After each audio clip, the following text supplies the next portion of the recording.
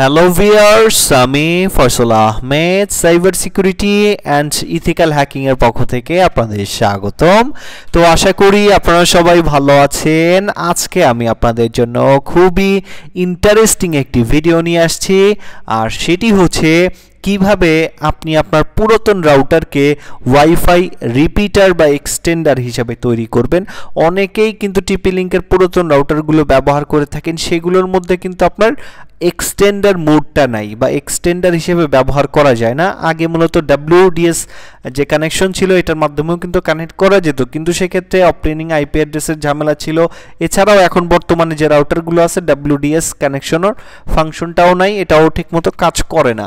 তো সেক্ষেত্রে আপনারা কি করতে পারেন, আমার মূলত একটি টিপি লিংকের রাউটার আছে, তো এটার মধ্যে আমি একটা কাস্টম রম ব্যবহার করেছি। আপনার মোবাইলের মতো বিভিন্ন রাউটারের জন্য কাস্টম রম পাওয়া যায়।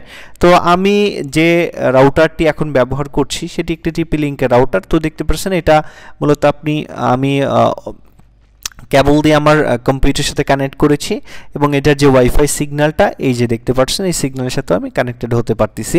তো এই রাউটারের মাধ্যমে কিভাবে আমরা সম্পূর্ণ ওয়্যারলেসলি অন্য রাউটারের সাথে কানেক্ট করব এবং সেই রাউটারের ইন্টারনেট আমাদের এই রাউটারে চালাবো।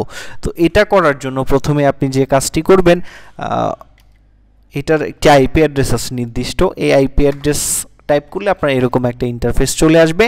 তো এই যে আমি কাস্টম রমটা ব্যবহার করেছি, এটা মূলত হচ্ছে আপনার ওপেন WRT যে রমটা আছে, এটা মূলত ব্যবহার করেছি আমি আমার টিপি লিংক রাউটারের জন্য। তো আমি জাস্ট লগ ইনে ক্লিক করলাম। তো লগ ইনে ক্লিক করলেই আপনারা দেখতে পারবেন আমার এখানে যে ইন্টারফেস আছে রাউটারের সব কিছু এখানে দেখাবে।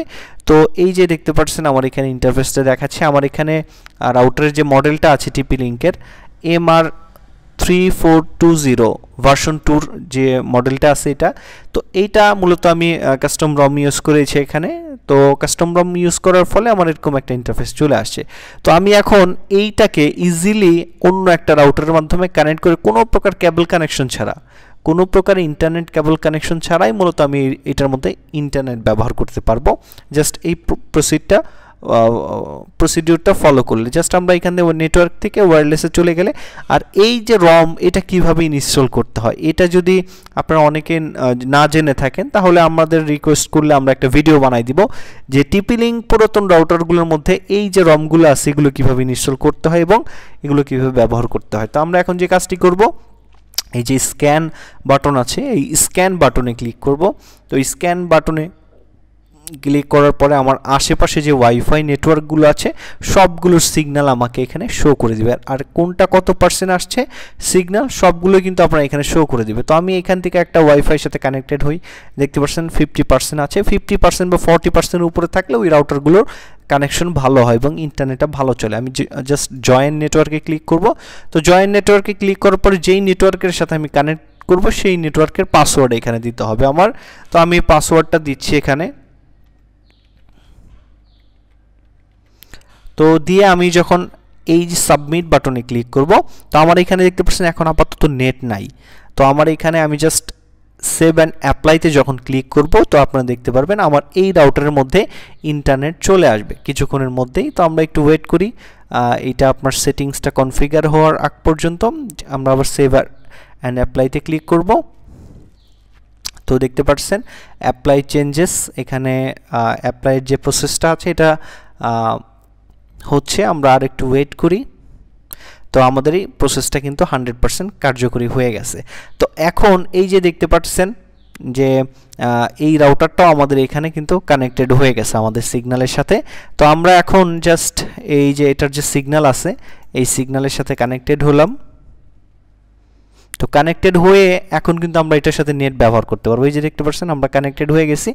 তো কানেক্টেড হয়ে আমরা এই ওয়াইফাইয়ের মাধ্যমে কিন্তু এখন ইন্টারনেট ব্যবহার করতে পারবো। দেখতে পাচ্ছেন ইন্টারনেট কিন্তু আমরা এখন ব্রাউজ করতে পারছি। তো খুব ইজিলি কিন্তু আপনি এই যে আপনার যে পুরাতন রাউটারগুলো আছে কাস্টম রম ব্যবহার করে এটা কিন্তু পারফরমেন্সও বাড়াইতে পারেন। এটার রেঞ্জ আপনি চাইলে আপনার পছন্দ মতো রেঞ্জ বাড়ায় দিতে পারবেন, যেহেতু কাস্টম রম সম্পূর্ণ কাস্টমাইজ করা যায় সিগন্যালগুলো। তো যারা ইন্টারেস্টেড আমাদের জানাবেন, আমরা যদি দেখি আপনারা অনেকেই কমেন্ট করেছেন, তাহলে আমরা দেখাবো যে কিভাবে এই রমগুলো ইনস্টল করতে হয় আপনার টিপি লিঙ্ক রাউটারে।